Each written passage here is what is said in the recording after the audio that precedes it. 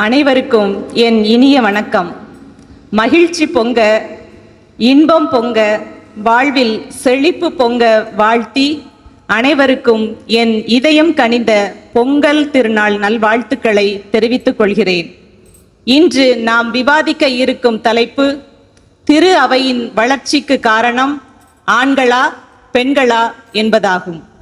நமது கத்தோலிக்க திரு அவையானது நம் ஆண்டவர் இயேசு கிறிஸ்துவால் புனித பேதுருவை தலைவராக கொண்டு நிறுவப்பட்டது.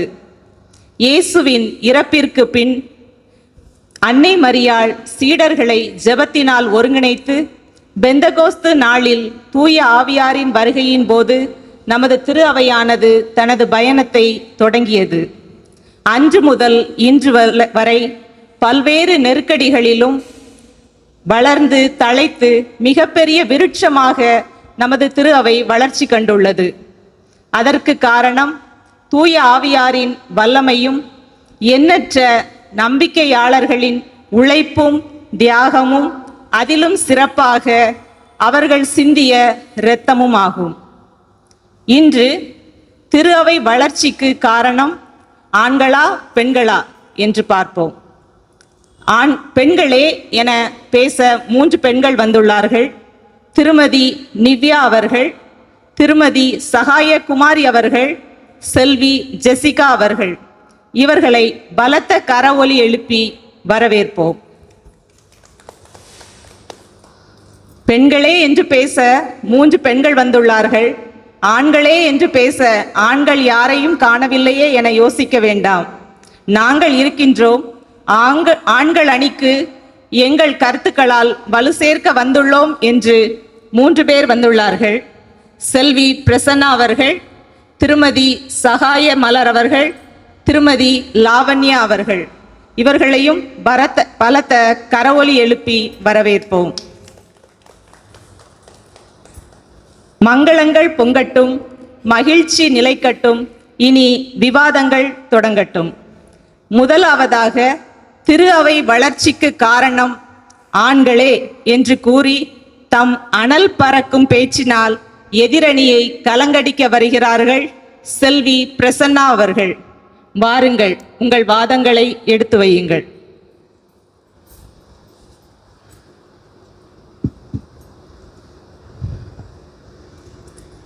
அறிவில் சிறந்த நடுவரை, வாக்குவாதம் செய்ய வந்துள்ள மதிப்பிற்குரிய பேச்சாளர்களே மற்றும் என் அன்பிற்கும் பாசத்திற்கும் உள்ள நண்பர்களே, உங்கள் அனைவரையும் வருக வருக என அன்போடு வரவேற்கிறேன். நான் இப்பொழுது திரு அவை வளர்ச்சிக்கு காரணம் ஆண்களே என எங்கள் அணியின் சார்பாக பேச வந்துள்ளேன். சரி நடுவர் அவர்களே, நான் என் கருத்துக்களை கூற ஆரம்பிக்கிறேன். பொது சமூகத்தின் பார்வையில் எந்த அமைப்பாக இருந்தாலும் அது வளர வேண்டும் என்றால் தெளிவான தலைமையும் பொறுப்பான நிர்வாகமும் அவசியம். திருச்சபையில் இந்த பணிகளை முன்னின்று செய்வது பெரும்பாலும் ஆண்களே. வெளி தொடர்புகளிலும் தீர்மானம் எடுப்பதிலும் முன்னிலையில் இருப்பது ஆண்கள் தானே. உங்கள் அனைவருக்கும் தெரிந்த ஒரு நபரை பற்றி பேசுகிறேன். சரி, இப்போ நம்ம முன்னாள் திருத்தந்தை பிரான்சிஸ் அவர்கள் மிகவும் அழகாக கூறுவார், திருச்சபை என்பது ஆட்சி செய்யும் அமைப்பு அல்ல, அது சேவை செய்யும் சமூகமாக இருக்க வேண்டும் என்று அடிக்கடி கூறுகிறார். போப் பிரான்சிஸ் அவர்களின் பார்வையில் திருச்சபை வளர்ச்சிக்கு ஆண்கள் காரணம் என்பது அவர்களின் கருத்தாக உள்ளது. மேலும் உங்கள் அனைவருக்கும் தெரியும், மறை சாட்சியாளர்கள் எத்தனை பேர் என்றும் அவர்கள் என்னென்ன செய்தார்கள் என்றும் மற்றும் அவர்கள் எப்படியெல்லாம் தங்களது உயிரை தியாகம் செய்தார்கள் என்றும் உங்கள் அனைவருக்கும் தெரியும். அதை பற்றி சில கருத்துகளில் உங்களுக்கு கூறுகிறேன். மறை சாட்சிகள் திரு அவைக்காக உயிர் தியாகம் செய்த போது அவர்களின் இரத்தம் வீணாக சிந்தவில்லை. அதுதான் திரு அவை வளர்த்தது. இன்னும் பலரை திரு அவையோடு இணைத்தது. அவர்கள் ஒன்றும் சாதாரணமாக கொல்லப்படவில்லை, மிகவும் கொடூரமான முறையில் இவர்கள் கொல்லப்பட்டார்கள். உதாரணமாக நான் ஒரு புனிதரை சொல்ல விரும்புகிறேன். புனித லாரன்ஸ் அவர்களை பற்றி உங்கள் அனைவருக்கும் தெரியும். அவர்கள் எப்படி கொல்லப்பட்டார் என்று உங்கள் அனைவருக்கும் தெரியுமா? தீயால் வேக வைத்து கொல்லப்பட்டார். நான் ஆண்கள் மற்றும் என்று பேசவில்லை, பெண்களும் இதில் இருக்கிறார்கள் என்று கூறுகிறேன். ஆனால் ஆண்கள் தான் இதில் அதிகம் இருக்கிறார்கள். அந்த புனிதர்களில் ஆண்கள் தான் அதிகம். நடுவர் அவர்களே, இப்பொழுது நான் உங்களுக்கு ஒரு சிறிய கதையை கூறுகிறேன். உங்கள் அனைவருக்கும் கான்ஸ்டான்டின் மகானை பற்றி தெரியும் என்று நம்புகிறேன். ஆனால் இங்கு கான்ஸ்டான்டின் அவர்கள் பற்றி உங்களிடம் ஒரு 2 வரிகளில் சொல்லுகிறேன். அவர் யார் தெரியுமா? நம்ம ரோம பேரரசின் மிக முக்கியமான பேரரசர்களில் ஒருவர். இவர் இராணுவ பயிற்சியிலும் சரி, அரசியல்களிலும் சரி சிறந்தவராக இருந்தார். கிறிஸ்தவத்தை ஆதரிக்க தொடங்கினார். கான்ஸ்டான்டின் மகானின் முக்கியத்துவத்தை என்னவென்று தெரியுமா? கிறிஸ்தவர்களின் துன்புறுத்துவதை நிறுத்துவதிலும் திருச்சபை வளர்ச்சிக்கு அடித்தளம் அமைத்தவரும் இவர்தான். சிறப்பாக நம்ம ரோம பேரரசர்கள் சொல்ல முச்சுல அவர்களை மகான்னு யாரும் எளிதாக சொல்ல மாட்டாங்க. ஆனா கான்ஸ்டான்டினை அவங்க சொன்னாங்க, அதாவது கிறிஸ்தவ வரலாற்றில் மகான் என அழைக்கப்படுபவர் ஒரே ஒரு பேரரசர் இவர் மட்டும்தான். உங்கள் அனைவருக்கும் சொல்ல விரும்புவது என்னவென்றால், நான் கான்ஸ்டான்டின் பத்தி பேசியுள்ளேன், பிரான்சிஸ் பத்தி பேசியுள்ளேன், ஏகப்பட்ட கருத்துக்களையும் கூறியுள்ளேன். எங்கள் கருத்துக்களை நடுவர் அவர்களே எடுத்துக்கொள்ளுமாறு. இது வெறும் வாதம் அல்ல, இது எதிர்கால தலைமுறையின் ஒரு சிந்தனை. அந்த சிந்தனை சரியான திசையில் செல்ல வேண்டும். ஏனென்றால் எங்கள் அணியில் கருத்து வெற்றி பெற வேண்டும். இத்தோடு என் உரையை முடிக்கிறேன். நன்றி, வணக்கம். அருமையாக பேசியிருக்காங்க. ஆண்கள் தான் திரு அவைக்கு முதுகெலும்பா இருக்கிறாங்க. நிறைய பேர் ஆண்கள் மறைசாட்சிகளாக மறித்து திரு அவை வளர்ச்சிக்கு காரணமா இருந்தாங்க அப்படின்னு சொல்லி தனது கருத்துக்களால் தனது அணிக்கு வலிமை சேர்த்திருக்கிறாங்க. இப்போ பெண்கள் அணி சார்பா திருமதி நிவ்யா அவர்கள் தனது கருத்துக்களை பதிவிட வர்றாங்க. வாங்க திருமதி நிவ்யா அவர்களே. அன்பார்ந்த நடுவர் அவர்களே, என் சகோதர சகோதரிகளே, அனைவருக்கும் வணக்கம். திருவை வளர்ச்சிக்கு காரணம் பெண்கள் தான்ட்டு பேச வந்திருக்கேன். ஆரம்பத்தில் ஒன்று சொல்லிக்கிறேன், ஆண்களை நாங்கள் எதிரியா பார்க்கல, ஆனா உண்மையை தான் சொல்ல வந்திருக்கேன். ஒரு சின்ன கேள்வி. ஞாயிற்றுக்கிழமை காலையில திருப்பலிக்கு நேரம் ஆகுதுன்ட்டு கிளம்புங்க, இன்னும் வீட்டுக்கு வரலன்னு யாரு சொல்லுவாங்க? நடுவர் அவர்களே, தாய்மார்கள் தான் பிள்ளைகளை எழுப்பி விடுவாங்க. அப்பா என்ன சொல்லுவாங்க? நீங்க போங்க, பின்னுக்க வாரேன் சொல்வேன், ஆனா வரமாட்டாங்க. அப்போ இங்கே தெரிஞ்சிடுச்சு திரு வளர்ச்சிக்கு காரணம் பெண்கள் தான்ட்டு. குடும்பத்தின் ஒரு சின்ன பகுதி திரு அவை, அதை உருவாக்குவது பெண்கள் தான். குடும்ப ஜோமாலை சொல்றது, நைட்ல தூங்கும்போது சில்வ படுக்க வைக்கிறது, பைபிள் கதை சொல்றது யாருன்னு சொன்னா வீட்டில் இருக்க அம்மாமார்கள் தான். அதே போல மறைக்கல்விக்கு அனுப்புறதுனாலும் சரி, கோயில என்ன நிகழ்வுகள்னாலும் சரி, அதை ஞாபகப்படுத்துவது வீட்டில் இருக்க பெண்கள் தான். ஒரு வீட்டில் அன்பிய கூட்டங்கள் நடக்கிறது, வீடு சந்திப்பு நடக்கிறது அப்படின்னா பெண்கள் கூட்டம் தான் அங்கே அதிகமாக இருக்கு. ஆண்கள் கூட்டம் அங்கே இருக்கதே இல்லை. வேலை இருக்குதுன்னு வெளியே போயிருவாங்க. இன்றைய குழந்தைகள் நாளைய திரு அவையின் எதிர்காலத்தை வடிவமைப்பது அந்த பெண்கள் தான். பெண்கள் இல்லை என்றால் திரு அவை ஒரு கட்டிடம் மட்டும்தான். குடும்பத்துல எந்த பிரச்சனையா இருந்தாலும் சரி, பொருளாதார சிரமங்கள் இருந்தாலும் சரி ஜெபத்தை விடவே மாட்டாங்க. திருச்சபை நம்பிக்கை திரு அவை நம்பிக்கைன்னு சொல்றது பெண்கள் தான். வரலாற்று உண்மையை சொல்கிறது. சிலுவையில் அறையப்பட்டு அருகில் நின்றவர்கள் பெண்கள் தான். உயிர்த்தெழுதலின் முதல் சாட்சி யாருன்னு கேட்டா அதுவும் பெண்கள் தான்.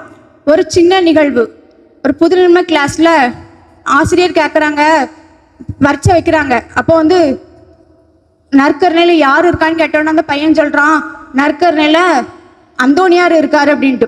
அப்போ உனக்கு புதுநிலைமை தர முடியாது அப்படின்ட்டு. வீட்டில் வந்தோன்னு சொல்றான், எனக்கு புதுநிலைமை தர மாட்டாங்க அப்படின்ட்டு. அவங்க அப்பா நான் உன்னைய கூட்டிகிட்டு போகிறேன் என்ன சொல்லிட்டு கேட்குறான், கூட்டிகிட்டு போகிறாங்க. அப்போ எதுக்கு என் பையனுக்கு நீங்கள் புதுநிலைமை கொடுக்க மாட்டீங்க அப்படின்ட்டு. அப்போ உங்க பையன் நற்கருணையில அந்தோணியார் இருக்காரு அப்படின்ட்டு. அப்போ அப்போ அப்பா சொல்றாங்க, ஆமா உண்மைதானே, நற்கருணையில அந்தோணியார் இருக்காதுன்ட்டு. இதுல இருந்து தெரியலையா ஆண்களுக்கு மறைவு பற்றி தெளிவு இல்லவே இல்லைன்ட்டு. இதுல இவர்க திருச்சபை வளர்ச்சிக்கு எப்படி காரணமா இருக்க முடியும்? ஆண்கள் நிர்வாகம் செய்யலாம், திட்டம் போடலாம், ஆனா அதுக்கு உயிர் உணர்வு தியாகம் கொடுப்பது பெண்களே என்று கூறி விடைபெறுகிறேன். நன்றி, வணக்கம்.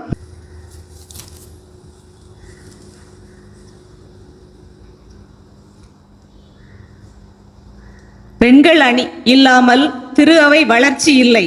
நாங்க தான் கோயிலையே நிரப்புறோம். ஆண்களாகிய நீங்க கோயிலுக்கு உள்ள கூட வராம காம்பவுண்ட் சுவரை தாங்கிக்கிட்டு வெளியிலே நிக்கிறீங்க அப்படின்னு சொல்லி தனது வார்த்தைகளால் வாழ்வீசி இருக்கிறாங்க. பாவம், ஆண்கள் அணியிலிருந்து என்ன சொல்ல வராங்கன்னு கேட்போம். என் இயேசுவுக்கு முதல் வணக்கம். சொந்த தமிழுக்கு தலை வணக்கம். அவையோர் அனைவருக்கும் அன்பு வணக்கம். படபடப்புடன் அமர்ந்திருக்கும் எதிர் அணியினருக்கும் அன்பு நடுவர் அவர்களுக்கும் சிறப்பு வணக்கம். அத்துடன் ஆண்கள் அணி சார்பாக அனைவருக்கும் தமிழர் திருவிழா வாழ்த்துக்களை தெரிவித்துக் கொள்கிறேன். 1 கொரிந்தியர் 11:3. ஒவ்வொரு பெண்ணுக்கும் தலைவர் ஆண், ஆணுக்கு தலைவர் கிறிஸ்து. அதுபோல திரு அவைக்கு தலைவராக இருக்கிறவங்களும் ஆண்களே என கூறி ஆண்கள் அணிக்கு சார்பாக நான். நடுவர் அவர்களே, எதிரணியில இந்த அக்கா சொல்றாங்க, ஆண் திரு அவைக்கு வருவதற்கு முன் பெண் திரு அவை வீட்டிற்குள் உருவாக்குகிறாள் என்று. எப்படி கேட்கணும் நடுவர் அவர்களே? எப்படின்னு சொல்லுங்க. தாய் தந்தை குழந்தை சேர்ந்துதான் குட்டி திருச்சபை. ஆண் இல்லாம எங்க போய் உருவாக்குனாங்களாம்? ஐயோ. அப்புறம் இன்னொன்னு சொன்னாங்க, திருவைக்கு நம்பிக்கையே பெண்கள் தானா. என்னெல்லாம் காமெடி பண்றாங்க. இந்த அம்மா கிட்ட அந்த பழத்தை சாப்பிடாதீங்கம்மான்னு சொன்னா இவங்க அதை நம்பாம பழத்தை சாப்பிட்டு பிரச்சனை தொடங்கி வச்சதே இவங்க தான். நம்பிக்கை பேச வந்துட்டாங்க. நடுவர் அவர்களே, இந்த அம்மா ஞாயிற்றுக்கிழமை பூசைக்கு நேராகுது, கிளம்புங்க போங்கன்னு சொல்றாங்களாம். எங்க வீட்டுக்காரங்க, நீங்க போங்கம்மா நான் பின்னால வரேன்னு சொல்றாங்களா. நடுவர் அவர்களே, இவங்க பூசைக்கு வர்றதுக்கு முன்னால இவங்க பண்ற அலப்பறை இருக்கு. அதை போடணும், இதை போடணும், லிப்ஸ்டிக் போடணும், என்னெல்லாம் பண்றாங்க. அதை பார்த்துட்டு அந்த மனுஷே, ஏம்மா நீங்க போங்கம்மா நான் பின்னால வரேன்னு சொல்றாரு. அதுலயும் ஆண்களை குற்றப்படுத்தணுமா? நடுவர் அவர்களே, திரு அவை வளர்ச்சியடைய அடித்தளம் பெண்கள் தான். அவங்க செய்கிற தியாகமும் பொறுமையும் என்னத்தை பொறுத்தாங்களோ, என்னத்தை தியாகம் பண்ணாங்களோ ஒன்றும் புரியலை. நடுவர் அவர்களே, அப்புறம் அன்பிய கூட்டங்களுக்கு ஆண்களின் பங்களிப்பு இல்லைன்னு சொல்றாங்க. சரிதான். இந்த அம்மா வீட்டுக்காரங்க என்னைக்காவது அன்பிய கூட்டம் நடக்கும்போது வந்திருப்பாங்களா? இல்ல எங்க இருக்கான்னு கேளுங்க நடுவர் அவர்களே. அவர் வெளிநாட்டுல எல்லாம் இருக்காரு. சரிதான் நடுவர்களே. இப்படிதான் ஒரு சில பேர் தான் உள்ளூர்ல இருக்காங்க. ஆண் தன் குடும்ப மகிழ்ச்சிக்காக கடல் கடந்து ஊர் கடந்து இரவு பகல் மழை வெயில்னு பார்க்காம தன் குடும்ப சந்தோஷத்திற்காக உழைக்கிறாங்க. அவங்களால அன்பி கூட்டங்களுக்கு வர முடியறது இல்ல. இவங்க இங்க கோயிலுக்கும் அன்பி கூட்டங்களுக்கும் வராங்கன்னா நாங்க தான் காரணம். திரு அவை வளர நாங்க தான் காரணம் சொல்லிட்டே திரியிறாங்க. நடுவர் அவர்களே, பைபிள்ல மொத்தம் எத்தனை புத்தகங்கள் இருக்கு சொல்லுங்க? 73 நூல்கள் இருக்குது. அது எத்தனை பேரு எத்தனை வருஷமா எழுதுறாங்கன்னு சொல்ல முடியுமா? 40 பேரு 1500 ஆண்டுகளா எழுதி இருக்கிறாங்க. இதுல நான் என்ன சொல்ல வரேன்னா, அந்த 40 பேரு ஆண்கள் தான். நோட்ஸ் த பாயிண்ட் நடுவர் அவர்களே. பெண்கள் நாங்க இருந்தாதான் கோயிலே நிறைஞ்சு வழியுது அப்படின்னு சொல்றாங்க. இல்ல நடுவர் அவர்களே, நாங்க மணி அடிச்சு கோயிலை திறந்து அதுல திருப்பலி நிறைவேற்றுவது முதல் ஆண் ஆகிய குருதான் நடுவர் அவர்களே. பங்கு தந்தையோடு இணைந்து முக்கிய நிர்வாக பொறுப்புகளில் செயல்படுவது ஆண்கள் தான். ஆன்மீகம் மட்டும் வளர்ந்த போதாது, கல்வி பொருளாதாரம் சமூகம் முழுவதும் வளர்ச்சி அடையணும். அப்போதான் திரு அவை முழு வளர்ச்சி அடையும். தொடக்க புள்ளியே ஆண்கள் தான். ஒரு கிராமத்துல கஷ்டப்பட்ட ஒரு குடும்ப தலைவர் இருந்தாரு. அவருக்கு திடீர்னால ஒரு ஆக்சிடென்ட் ஆச்சு. அப்போ அந்த கிராமத்தில் உள்ள பெரியவங்க ஒரு பக்கம், இளைஞர்கள் ஒரு பக்கம் சேர்ந்து அனைவரும் உதவி செய்து அந்த குடும்பம் வந்து சந்தோஷமா இருக்குன்னா அந்த ஆண்கள் தான், உதவி செய்தது ஆண்கள் தான் காரணம். நடுவர்களே, இப்படி கண்ணுக்கு தெரியாத நிறைய பொருளாதார உதவி, கல்வி உதவி செய்து பல குடும்பங்களை காக்கும் கடவுளா இருந்து வர்றது எங்க ஆண்கள் தான். ஆண்களின் தியாகம் அளவில்லாதது. அது அவர்கள் வெளியே சொல்றதே இல்லை, அடுத்தவங்களுக்கும் தெரியணும்னு நினைக்கிறதும் இல்லை. கட்டுவோர் புறக்கணித்த கல்லே கட்டிடத்தின் மூளைக்கல் ஆயிற்று. அந்த மூளைக்கல் தான் ஆண். மூளைக்கல் இல்லை என்றால் கட்டிடமே மேலெழும்பாது. ஆண் இல்லை என்றால் ஒன்றுமே இல்லை. அனைத்தையும் படைத்தவரே ஆண் தான். ஆண்களே, ஆண்களுக்கு தீர்ப்பு கூறுமாறு கேட்டு அமர்கிறேன். நன்றி, வணக்கம். அடேங்கப்பா, அருமையா சொல்லிட்டாங்க. பெண்களோட மைனஸ் பாயிண்ட அழகா எடுத்து சொன்னாங்க. புடவை கடைக்கு போய் பல மணி நேரமா புரட்டி புரட்டி பார்த்து புடவை எடுத்தாலும் கோயிலுக்கு கட்டிட்டு போனதுக்கு அப்புறம் அங்க இன்னொருத்தர் கட்டியிருக்கிற புடவைய பார்த்துதான் ஐயோ இது இவ எந்த கடையில போய் எடுத்தாளோன்ட்டு வழிபாடு நேரத்துல அங்கே எங்கேயும் பாக்குறது. இததான் கண்ணதாசன் அவர்கள் ஒரு பாட்டுல அருமையா சொல்லியிருப்பாங்க. ஆடை அணிகலன் ஆபரணங்கள் எல்லாம் ஆண்டவன் விரும்புவதில்லை, அங்கொரு கண்ணும் இங்கொரு கண்ணும் ஆலய வழிபாடு இல்லைன்னு சொல்லியிருக்கிறாங்க. நீங்க ஆலயத்துல வழிபாட்டுலயா கவனமா இருக்கிறீங்க? அங்கேயும் எங்கேயும் பார்த்துட்டு இருக்கீங்க. வாங்க, உங்க அணிக்கு வலுவாக பேசவாங்க திருமதி சகாயகுமாரி அவர்களே.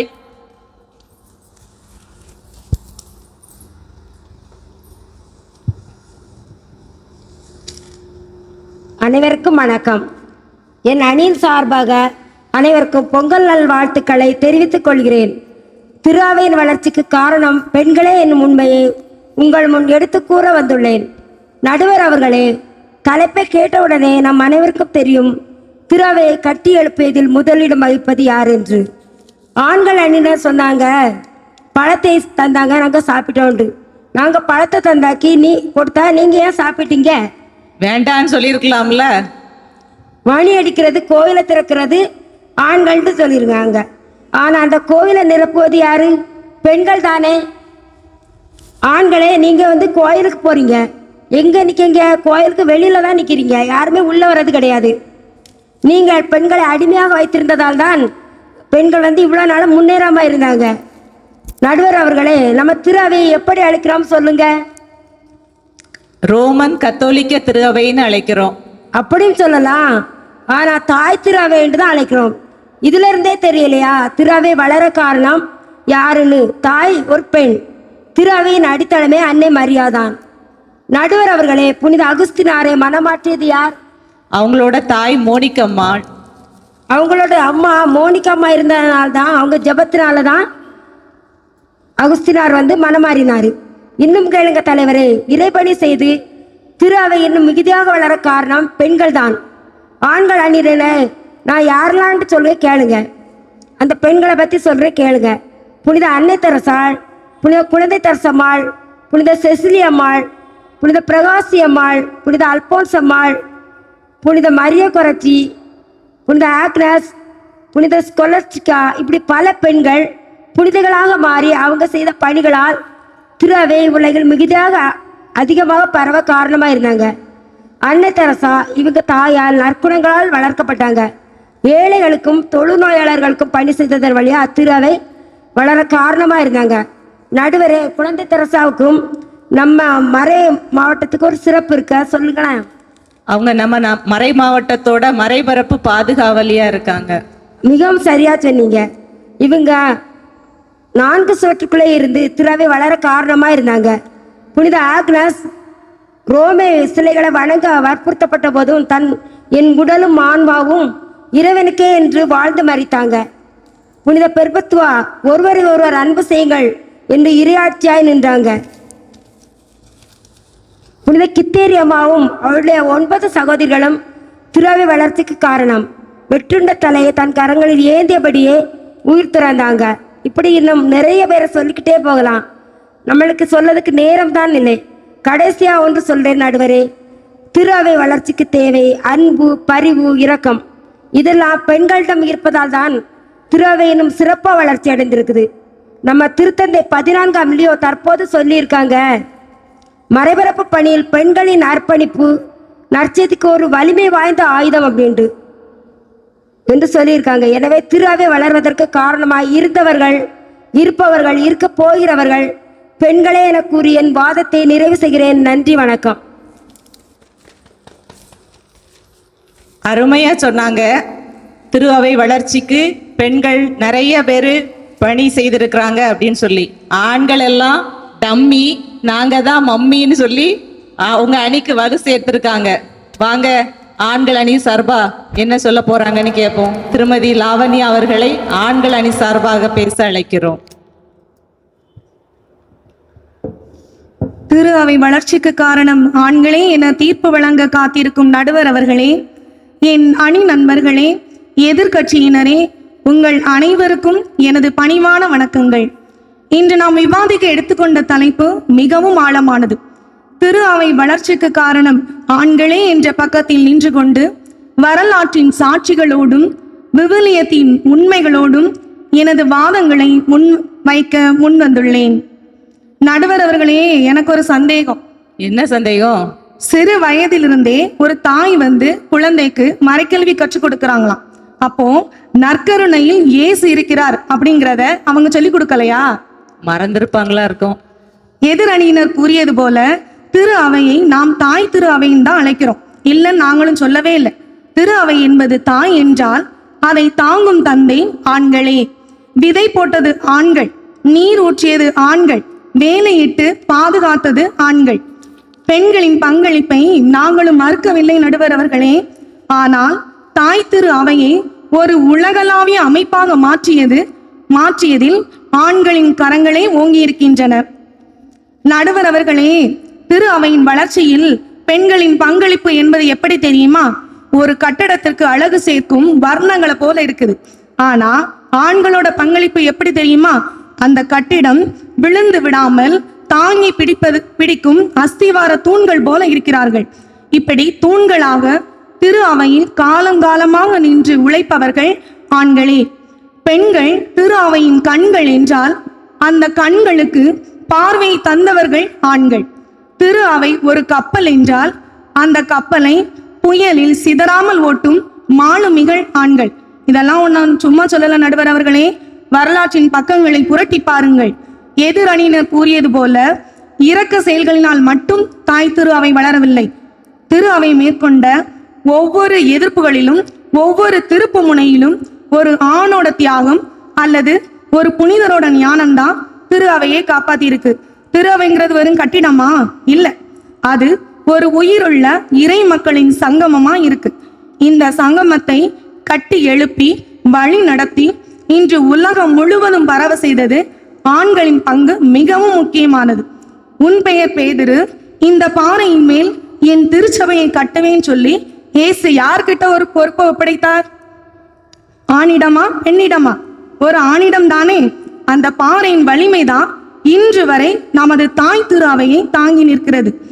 திரு அவையின் வித்து ஆண்களால் நடப்பட்டது என்பதற்கு விவிலியம்தான் மிகப்பெரிய சான்று.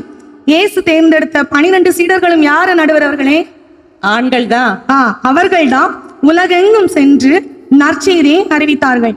திரு அவை இன்று ஐரோப்பா, ஆசியா என பல நாடுகளில் விரிவடைந்திருக்கிறது என்றால் அதற்கு காரணம் யாரு? புனித பவுலடியாரின் கடிதங்களும் அவரின் இடைவிடாத பயணங்களும் தானே. அவர் மேற்கொண்ட பயணங்கள் மிகவும் ஆபத்தானவையாக இருந்தாலும் கூட அவரின் துணிச்சல் தான் திரு அவை இந்த அளவிற்கு வளர்ந்ததற்கு காரணமாக அமைந்துள்ளது. திரு அவை வளர்ச்சி என்பது வெறும் ஆன்மீக வளர்ச்சி மட்டுமல்ல, அது ஒரு அறிவு சார்ந்த வளர்ச்சியும் கூட. இதில் புனிதர்களின் பங்கு மிகவும் வலிமையானது. திரு அவையின் போதனைகளை தத்துவ ரீதியாக வெளிப்படுத்தியவர் தான் புனித அகுஸ்தீனார். குழப்பமான காலங்கள்ல திரு அவைக்கு ஒரு தெளிவான வழிகாட்டுதலை கொடுத்து திரு அவையை மென்மேலும் வளர காரணமாக இருந்தார். அதுபோலதான் புனித தாமஸ் அக்வினாஸ் எழுதிய சும்மா தியாலஜியா அப்படிங்கிற ஒரு புத்தகம் தான் இன்று வர பல அறிவார்ந்த விளக்கங்களை நம்மளுக்கு தந்துட்டு இருக்குது. ஆடம்பரத்துல மூழ்கி இருந்த திரு அவைய தன்னுடைய எளிமையான வாழ்க்கையினாலும் நடைமுறையினாலும் அதனுடைய ஆன்மீக அழகை மீட்டெடுத்து திரு அவையை வளர்ச்சியின் பாதையில் கொண்டு சென்றவர் புனித பிரான்சிஸ் அசிசியார், இதையெல்லாம் நாம இல்லைன்னு சொல்ல முடியுமா? இயேசு சபை குருக்களை நாம் மறக்க முடியுமா? நாம் இன்றளவும் கல்வியிலும் மறைபணியிலும் ஒரு மிகப்பெரிய புரட்சியை ஏற்படுத்தியது அவர்கள்தான். ஒரு நிறுவனம் வளர வேண்டும் என்றால் அதன் நிர்வாகம் வலுவாக இருக்க வேண்டும்.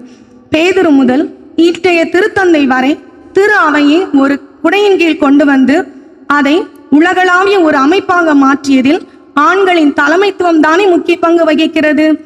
நடுவர் அவர்களே, நம்ம ஒரு கடற்கரையில் அமர்ந்து ஒரு கடலை ரசித்துக் கொண்டிருக்கிறோம். அதற்கு அப்பால் அதில் என்னதற்கு நம்மளுக்கு ஏதாவது தெரியுமா?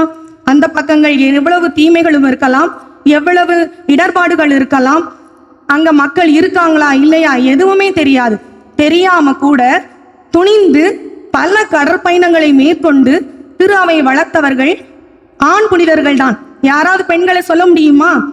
நம்ம இந்தியாவில் புனித தோமையாரும் புனித பிரான்சிஸ் சவேரியாரும் வருகை தரலன்னா இன்று நாமெல்லாம் கிறிஸ்தவ மறையை தழுவி இருப்போமா? இல்லை. இவ்வளவுதான் திரு அவை வளர்ந்திருக்குமா? திரு அவை எதிர்கொண்ட சிலுவை போர்கள் முதல் பல்வேறு அரசியல் நெருக்கடிகள் வரை ஒரு தற்காப்பு அரணாக நின்று சவால்களை சந்தித்தவர்கள் எல்லாம் ஆண்கள் தானே, பெண்களாயிருந்தாங்க. புனிதர்களின் தியாகமும் அறிஞர்களின் ஞானமும் தலைவர்களின் வழிகாட்டுதலும் இல்லை என்றால் திரு அவை இத்தனை நூற்றாண்டுகளை கடந்தும் இவ்வாறு நிலை பெற்று இருக்காது. திரு அவையின் வளர்ச்சிக்கு அச்சாணி ஆண்களே.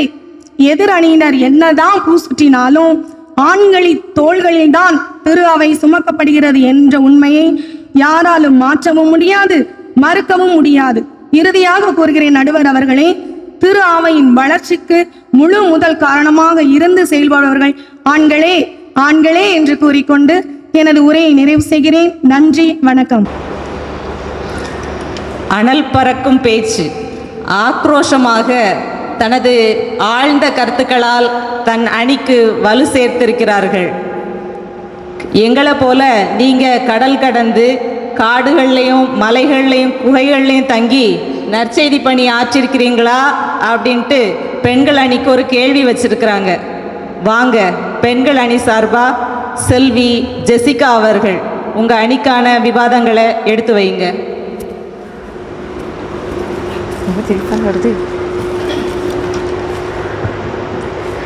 மதிப்பிற்குரிய நடுவர் அவர்களே, அன்பு நிறைந்த எதிரணி பேச்சாளர்களே, இந்நிகழ்ச்சியை காணும் சகோதர சகோதரிகளே, உங்கள் அனைவருக்கும் எங்கள் அணியின் சார்பாக தமிழர் திருநாளாம் தைப்பொங்கல் நல்வாழ்த்துக்களையும் தெரிவித்துக் கொண்டு உரையை தொடங்குகிறேன். சகோதரி மலர் அவர்களே, ஏவாள் ஆப்பிள சாப்பிட சொன்னா ஆதாம்க்கு எங்கெங்க போச்சு அறிவு? முன்னாடி காலத்தில் பெண்களை மட்டம் தட்டியே வச்சுருந்தாங்க. ஆணாதிக்கம் தலைவிரித்தாடியது. பெண்களுக்கு பாதுகாப்பே இல்லை. இதில் பெண் கல்விக்கும் இடமில்லாத காலத்தில் எங்கிருந்துங்க பெண்களால் பைபிள் எழுத முடியும்? நடுவர் அவர்களே, அப்படி பெண் கல்விக்கு முன்னுரிமை கொடுத்திருந்தா ஒரு முழு திருவிவிலியத்தையும் பெண்களால் எழுதியிருக்க முடியும் என்று உண்மையை இங்கு பதிவு செய்ய விரும்புகிறேன். அடுத்ததாக சீடர்கள் 72 பேரில் பெண்களும் இருந்தாங்க.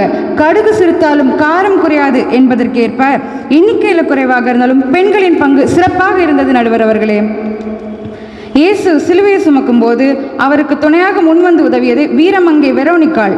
அவர் மேலே கல்லெறிஞ்சு அவருடைய ஆடையை சீட்டு போட்டு எடுத்தது தான் ஆண்கள். அவருக்காக கண்ணீர் சிந்தியது பெண்கள் தான். நடுவர் அவர்களே, கிறிஸ்து உயிர்த்தெழுந்த போது சீடர்கள் ஓடி போய் பார்த்தாங்க. பொதிந்து வச்ச துணி தான் கிடச்சிது அவங்களுக்கு. பெண்கள் வந்து பார்த்தபோது தான் வானதூதரால் உயிர்ப்பின் செய்தி அவர்களுக்கு வழங்கப்பட்டது.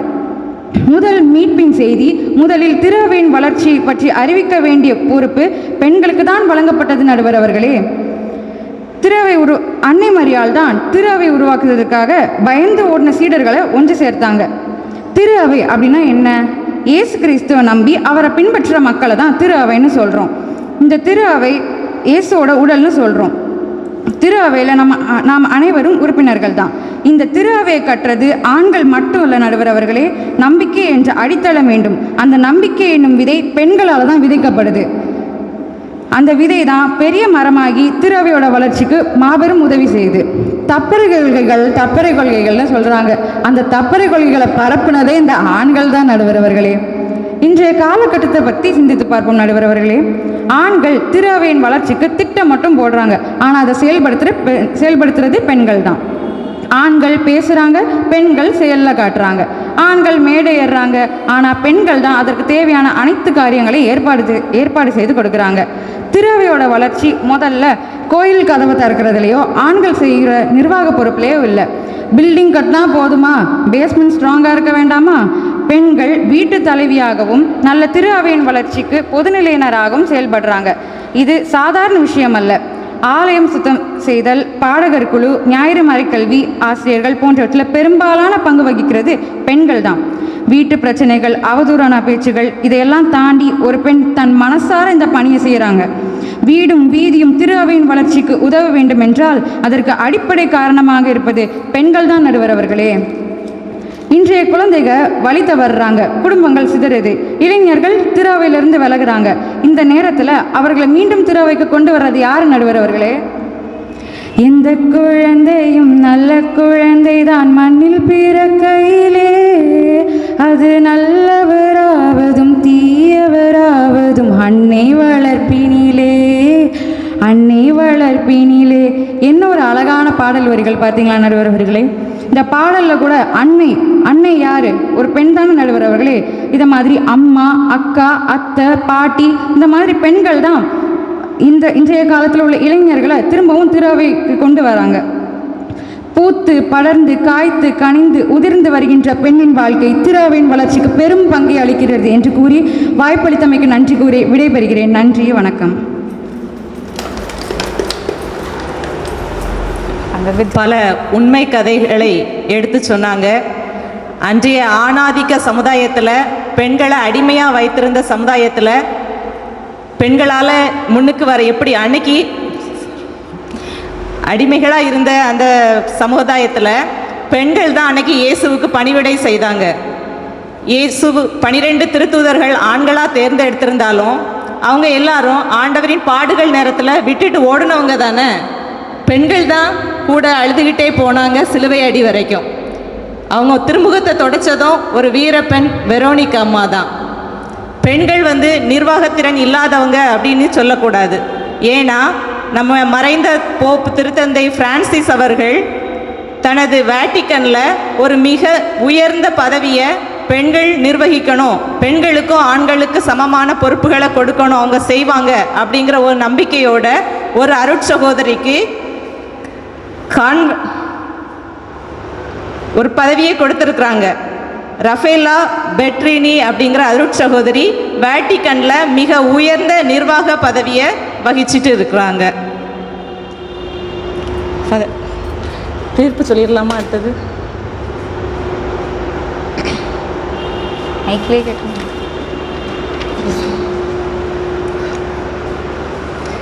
இப்போ இரு அணியினரும் தங்கள் அணி சார்பாக தங்களுடைய கருத்துக்களை முன் வச்சிருக்கிறாங்க.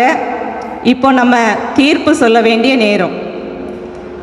திரு அவை வளர்ச்சி அப்படிங்கிறது நற்செய்தி அறிவிக்கிறது, ஆன்மீக வழிபாடுகளில் ஈடுபடுறது, ஜெபத்தை இடைவிடாமல் கடைபிடிக்கிறது, அன்பு பணிகள் மேற்கொள்கிறது, குடும்பத்தில் எதிர்கால தலைமுறையினரை விசுவாசத்துக்குள்ளே கொண்டு வர்றது, திரு அவைக்கு பொருளாதார உதவி செய்கிறது, இப்படி பல்வேறு பணிகள் செய்வதன் மூலமாக தான் திரு அவை வளர்ச்சி காணுது. இந்த பணிகளை யார் செய்கிறா அப்படின்னு பார்த்தோன்னா, திரு அவை அப்படிங்கிறது ஒரு நாணயம் மாதிரி. அந்த நாணயத்தோட ஒரு பக்கம் தேய்ந்து போனாலும் அந்த நாணயம் செல்லாததாகிவிடும். அதுபோல திரு அவை வளர்ச்சிக்கு ஆண்களும் பெண்களும் இரு கண்களாக திகழ்கிறாங்க. ஒருவர் உயர்வு ஒருவர் தாழ்வு என்ற பேதமின்றி இருவரும் இறைவனின் திராட்சை தோட்டத்தில் சமமான கூலி பெறக்கூடிய தொழிலாளர்களாக தான் இருக்கிறாங்க. ஆகவே திரு அவை வளர்ச்சிக்கு காரணம் ஆண்களும் பெண்களும் இணைந்து ஆற்றிய கூட்டு பணியே என்று கூறி தீர்ப்பளிக்கிறேன். நன்றி.